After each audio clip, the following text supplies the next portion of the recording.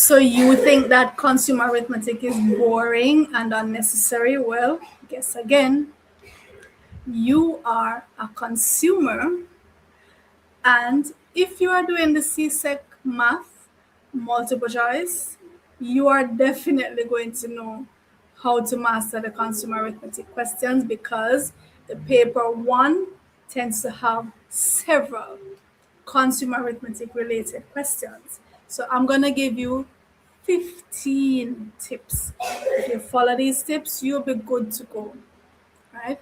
And I'll be doing tips for every single CSEC math topic so that you can ace your paper one, your multiple choice, coming up in a few days. Now, for the consumer arithmetic, you know you're going to have your simple interest questions, must and bound and compound. Simple interest formula, so SI, simple interest, the principal times the rate times the time, all over 100. What's the principal? That's the amount of money that you're borrowing or investing. What's the rate? That's the percentage interest that you're going to pay or pay back, pay or receive. And the time is in years, so that's the length of the period in years that you're going to borrow or invest the money for. If time is given in months, don't make the mistake of plugging in that figure into the formula. It must be converted to years before you can plug it in. The formula is time in years. So if you're given months, you have to put that months over 12, and you can plug it in as a fraction or a decimal. 6 months, put 6 over 12. You can plug it in as 6 over 12 or 0.5. Just make sure to convert it to time before you plug it into the formula. That's my first tip. Second tip, if you're dealing with compound interest versus simple interest, remember the compound interest is going to give you more because it's compounded year after year. If you're given two options, pick the bigger options if you have to make a guess, right? So compound interest, every year that amount is added on and the new interest rate is calculated. Tip number 3, if they want the profits, remember the profit is the selling price minus the cost price. If it's a loss, it's going to be the cost price minus the selling price. Let's say they want the percentage profit. So after you subtract the cost price from the selling price to get the profit, you have to put that profit back over the cost price, the original cost price, times 100 to get the percentage profit. Always divide by the cost price, the original price, not the selling price. Tip number 4 in terms of discount. So let's say it's at 20% off, 20% discount. You can go the long route and find 20% of 500 and then subtract it from 500. But there's a shortcut. If you know that if it's 20% off, that means you're going to be paying 80% of the amount, because 100 minus 20 is 80. Just go straight and find 80% of the money, right? Or 0.8 times the money. That's a shortcut. It saves you time that you can spend on other questions. Tip number 5, if you see VAT or GCT, value added tax, general consumption tax. It's a tax, so that's extra money that's added on.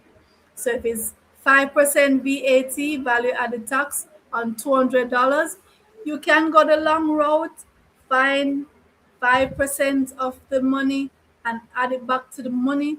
But remember, if it's a tax and you're paying 5% added on, you're really paying 105% of the money.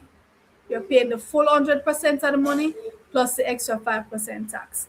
If it's a 15% tax, you're paying 115% of the money. So just go straight, use the shortcut, 115% of the money. So you're going to multiply the money by 1.15 straight away. Shortcut. Don't waste time. Tip number 6 for higher purchase. A lot of us have to take out stuff on hire purchase because we don't have the full cash ready to pay straight away cash. So remember, the hire purchase, you usually have to make a down payment or a deposit. If they so the balance, the interest is only calculated on the balance after they take out your down payment, or also call your deposit.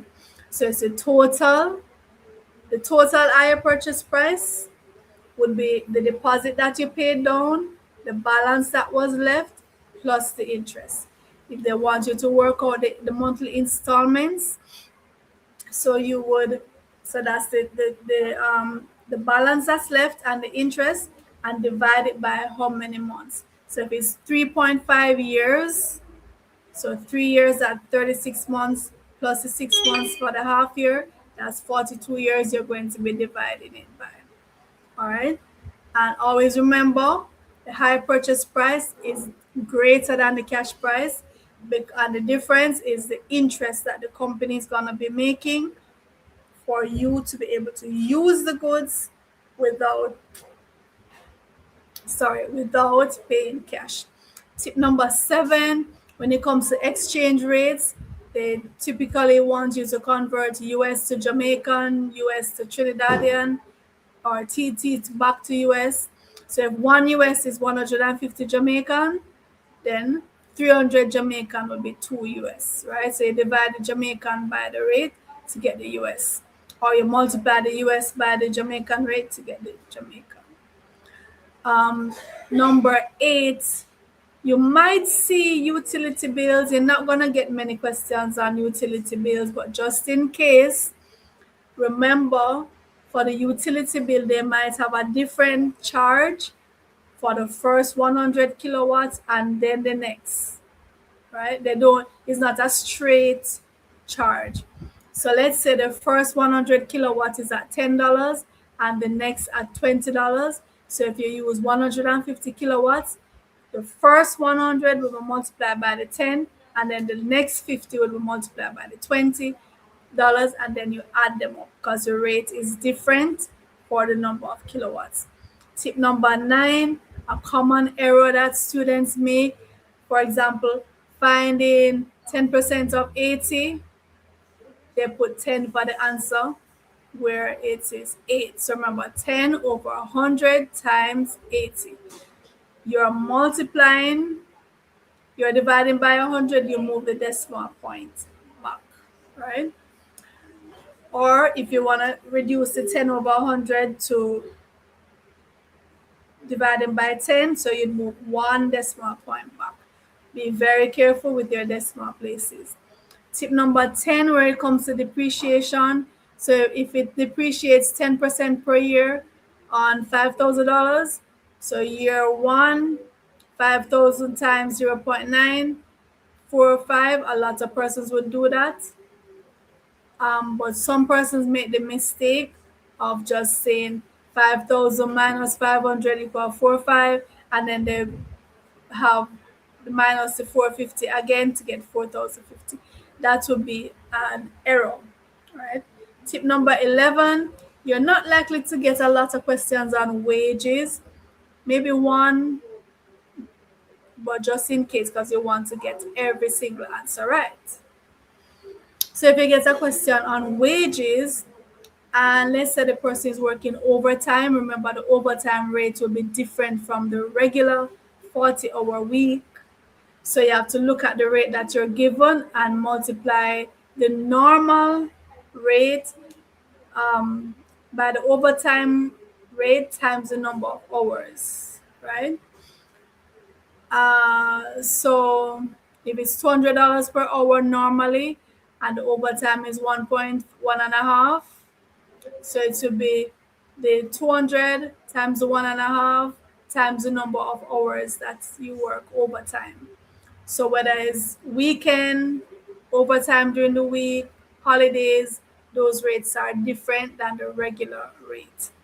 Tip number 12, as usual, it's multiple choice, so you can eliminate those answers that are just absurd, right? So if the cost price is $50 and the thing was sold at a loss of 10%, the answer cannot be $50 because it can't be the same amount of money and there was a loss.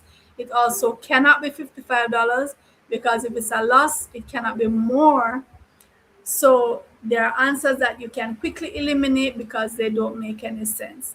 Tip number 13, if you see a question on insurance, so the premium rates per $1,000 times, just look what the rate is and calculate that. Remember, so if it says $2 per $1,000 or 2 cents on every 100 cents, just make sure look if they're talking about cents or dollars and do your conversion before you do your multiplication. Tip number 14, where it comes to taxes, now remember there can be tax-free allowances, so you have to look out for those where you would not work out the tax on the tax-free allowances. You would add those back after you finish working out the tax, right? So certain parts of your salary is not taxable, and you have to be careful not to work out the tax right across the board. So you subtract those and then just work out the tax on the taxable amount. And my last tip number 15, remember your units. Always remember your units.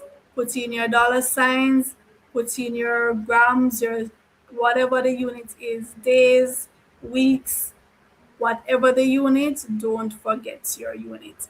And also practice on your metric conversions, your grams to kilograms, kilograms to grams, centimeter to meter, all of those metric units. You must master them because it can make you make some simple mistakes if you don't know your metric conversions. Look out for the other videos where I'll be looking at all the different math topics for CSEC that are going to come in the multiple choice and giving you some really easy tips and tricks on how to get around them.